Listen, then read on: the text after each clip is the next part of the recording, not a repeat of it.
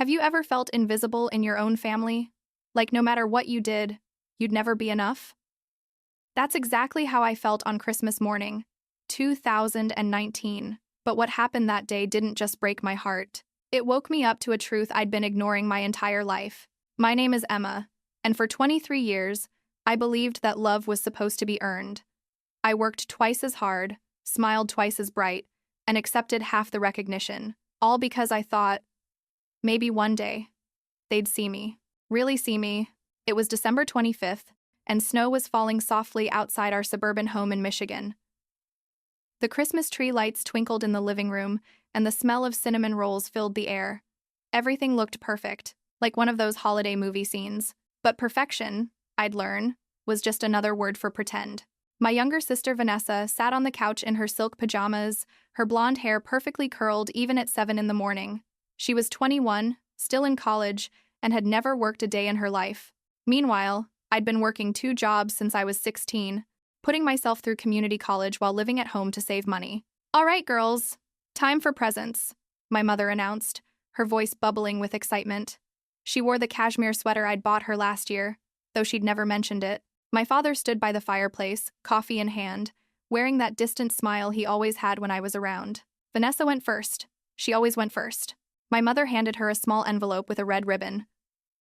Vanessa's eyes lit up as she opened it, pulling out a set of keys. Not just any keys, car keys, with a BMW keychain. "No way!" Vanessa screamed, jumping up. "Mom, Dad, is this real?" "Go look in the driveway, sweetheart," my father said, his face beaming with pride. The kind of pride I'd never seen directed at me. We all rushed to the window. There it was. A brand new, pearl-white BMW 3 Series, sitting in our driveway with a giant red bow on top. The price tag? Around $45,000. Vanessa was crying, hugging our parents, thanking them over and over. I stood there, frozen, trying to process what I was seeing. They'd bought her a BMW, a luxury car, for a girl who'd failed 2 semesters, who partied every weekend, who couldn't even keep a houseplant alive. "Emma, honey, your turn," my mother said, handing me a small box wrapped in green paper. My hands trembled as I opened it. Inside were 3 pairs of socks. Regular, department store socks. The kind that come in a pack of 6 for $12. There was also a $20 gift card to a coffee shop. I stared at those socks for what felt like an eternity. My brain couldn't make sense of it. $45,000 versus socks. "We know you're practical, Emma," my father said, not even looking at me. "You always say you need socks for work." I had said that. Once. 6 months ago. In passing. "Thanks," I whispered, my voice barely audible. I couldn't cry. I wouldn't give them that satisfaction. But something inside me cracked. Not broke. Cracked. And through that crack, something new started growing. Something that had been buried under years of trying to be good enough. Rage. Vanessa was already outside, taking selfies with her new car, posting them on Instagram with captions about being so blessed and having the best parents ever. Within minutes, she had hundreds of likes. Her perfect life, on full display. I went upstairs to my room, the smallest bedroom in the house, the one with the broken heater that I'd learned to live with. I sat on my bed, those socks still in my hand, and I made a decision. I was done. That night, I couldn't sleep. I kept replaying every Christmas, every birthday, every achievement that had been overlooked.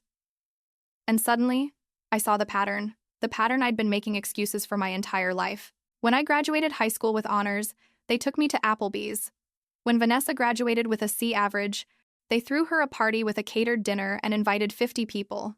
When I got accepted into community college, my dad said, "That's nice, honey." When Vanessa got into a state university, they bought her a MacBook Pro and completely redecorated her dorm room. When I worked overtime to save for a used car and finally bought one for $3,000 with my own money, my mother said it looked old.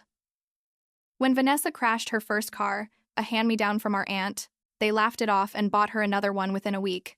I'd always told myself it was because Vanessa was younger, because she needed more help, because I was independent and strong. But sitting there in the dark, with those socks on my nightstand, I realized the truth. They simply loved her more, and there was nothing I could do to change it. The realization was suffocating. Not because it was new, but because I'd finally admitted it. I'd spent years performing, achieving, being responsible, hoping it would earn me the love they gave Vanessa freely. But love doesn't work like that. You can't earn what someone refuses to give. I opened my laptop and looked at my bank account. I'd been saving aggressively for 2 years, living on basically nothing. Between my job as a medical receptionist and my weekend shifts at a retail store, I'd managed to save $18,000. I'd planned to use it for a down payment on a small apartment eventually. But eventually suddenly became now. At midnight, I started looking at apartments in Chicago, 3 hours away. I'd always wanted to live there. The energy, the opportunities, the chance to be someone new. Someone who wasn't defined by being the overlooked daughter. I found a studio apartment for $800 a month. It was small, but it was mine. I filled out the application right there, at 12:47 a.m. on December 26th. By 1:30 a.m., the landlord, who apparently never slept, had approved me. First month, last month, security deposit. I paid it all online. Done. Then I started packing. Quietly. Methodically. Everything I truly cared about fit into 2 suitcases and 3 boxes. My clothes, my books, my laptop, the few photos where I was actually smiling. I left behind everything they'd ever given me, which wasn't much. The rest was just stuff. Stuff that belonged to a version of me who kept hoping. At 2 a.m., I carried my bags to my car. The house was silent. Everyone was asleep, probably dreaming their perfect dreams in their perfect rooms. I took one last look at my childhood home, the place where I'd learned to be small, to not ask for too much, to celebrate other people's happiness while swallowing my own disappointment. I left a note on the kitchen table. Not a long one. Just 6 words. Thank you for the socks. Goodbye. Then I started the engine and drove away. No dramatic slamming doors, no tearful confrontations, just silence. The kind of silence that comes from finally choosing yourself. The drive to Chicago was the loneliest 3 hours of my life. But somewhere around mile marker 97, as the sun started to rise and light broke through the darkness, I smiled.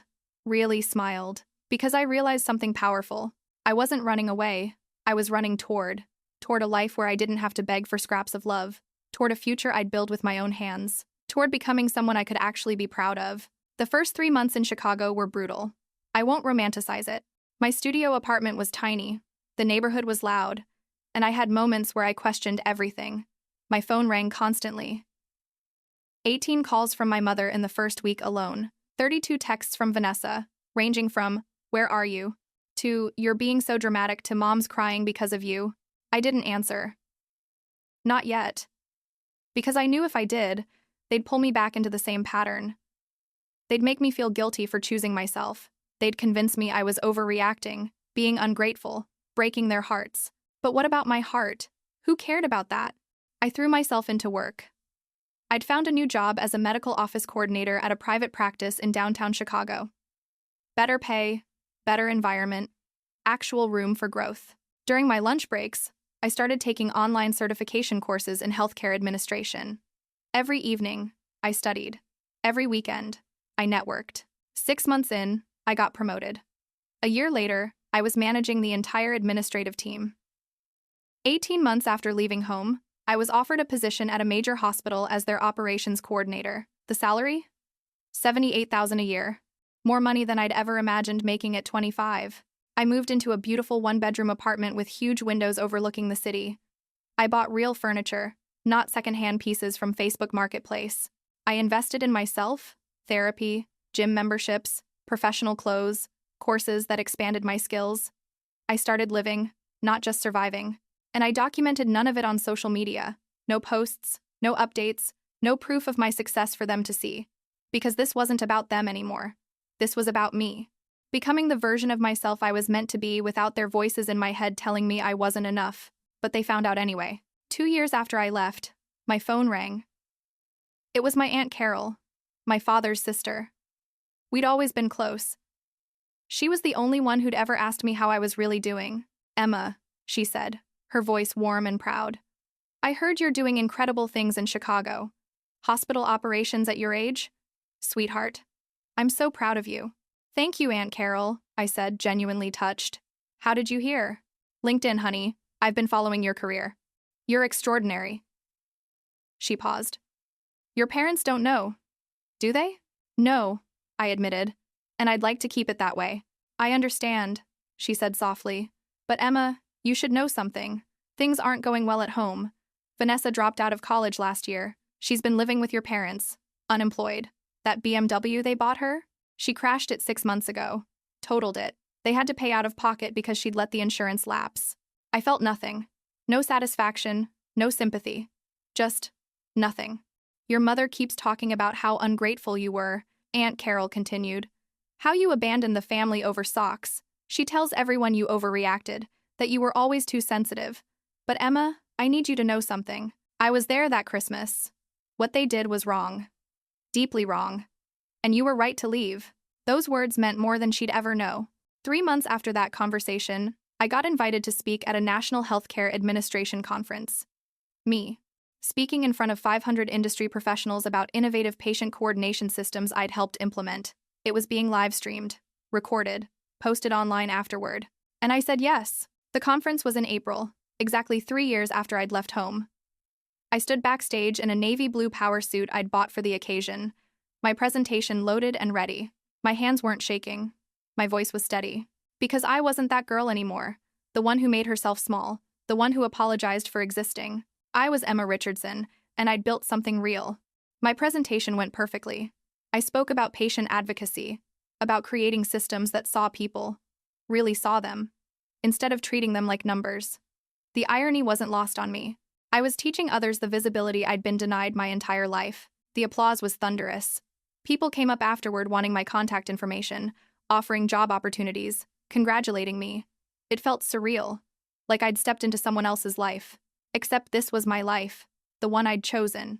The conference posted the video online that evening. By the next morning, it had thousands of views in the healthcare community. My phone rang at 8 a.m. My mother. I stared at it, watching her name flash on the screen. 3 years of silence, and now this. I almost didn't answer, but something in me, maybe closure, maybe curiosity, made me pick up. Hello? My voice was calm, professional even. Emma. My mother's voice cracked. Emma, we saw you. Online. At that conference. You're a director now? At a hospital? Yes, I said simply. Why didn't you tell us? Why didn't you call? We're your family. We've been worried sick. That word. Family. It used to mean everything. Now it felt empty. You were worried about me, or worried about what people thought when they asked where I was? Silence. Emma, that's not fair. We gave you everything growing up. A home, food, education. You gave Vanessa a BMW, I interrupted, my voice still quiet but firm. You gave me socks. Let's not rewrite history, Mom. You're still hung up on that? It was just a Christmas present. You're being ridiculous. And there it was. The same dismissal. The same inability to see what they'd done. No, Mom, it wasn't about the socks. It was about every single time you chose her over me. Every achievement you ignored. Every time I needed support and got criticism instead. It was about being invisible in my own family, and finally deciding I'd rather be visible to myself. Your sister is struggling, she said, changing tactics. She needs help. She's back home. She has no direction. And we thought maybe you could talk to her. Give her some advice. You always were the responsible one. I laughed. Actually laughed. So I'm good enough when you need something from me. Got it. Emma, please. We're family. Family forgives. Family also respects each other, I said. Family celebrates each other's wins. Family doesn't play favorites and then act surprised when someone walks away. I forgive you, Mom. I do. But forgiveness doesn't mean forgetting. And it doesn't mean coming back to a place where I'll never be enough. So that's it? You're just going to abandon us forever? I didn't abandon you. I chose myself. There's a difference. I took a breath. I hope Vanessa figures things out. I really do. And I hope someday you understand why I left. But I'm not coming back. I've built a life I'm proud of. And I did it without you telling me I couldn't. Emma. Goodbye, Mom. I hung up. And this time, I blocked the number. Not out of anger. Out of protection. Because I'd worked too hard to rebuild myself to let anyone tear me down again. It's been 5 years now since that Christmas morning. 5 years since I left with 2 suitcases and a broken heart. I'm 28. And my life looks nothing like I imagined back then. I'm now the Associate Director of Operations at one of Chicago's top hospitals. I have a team of 30 people. I bought a condo. A real one, with 2 bedrooms and a balcony where I drink coffee every morning and watch the city wake up. I've traveled to 7 countries, I have friends who show up for me, who celebrate my wins, who see me. And sometimes, late at night, I think about my family. Not with anger anymore, just with sadness for what could have been. Vanessa sent me a message last year through a mutual friend. She apologized, said she didn't realize how badly I'd been treated until she started going to therapy. Said she wished we could talk. Maybe one day we will. But not yet. Because healing isn't linear, and boundaries aren't punishments. They're protection. Here's what I learned from all of this. From the socks, from the BMW, from leaving at 2 a.m., you cannot make people see your worth. You can't achieve enough, sacrifice enough, or diminish yourself enough to earn love from people who've already decided you're less than. And that's not your failure. It's theirs. Sometimes the most powerful thing you can do is walk away. Not to punish anyone, but to save yourself. To give yourself the chance to become who you were meant to be without constantly shrinking to fit into spaces that were never meant for you. My worth was never in those socks. It was never in the gifts I didn't receive or the recognition I was denied. My worth was always in me, in my resilience, my work ethic, my ability to rebuild from nothing. And the moment I started believing that, everything changed. So if you're listening to this and you feel invisible in your own life, whether it's your family, your relationship, your job, hear me when I say this. You are not too much. You are not too sensitive. You are not overreacting. You're just finally seeing the truth. And the truth might hurt, but it will also set you free. Leave the people who can't see you. Build the life that celebrates you. And never, ever apologize for choosing yourself. Because those socks, they were the best gift I ever received. Not because of what they were, but because of what they showed me. And that truth gave me the courage to drive away at 2 a.m. and never look back. And I've never regretted it for a single second.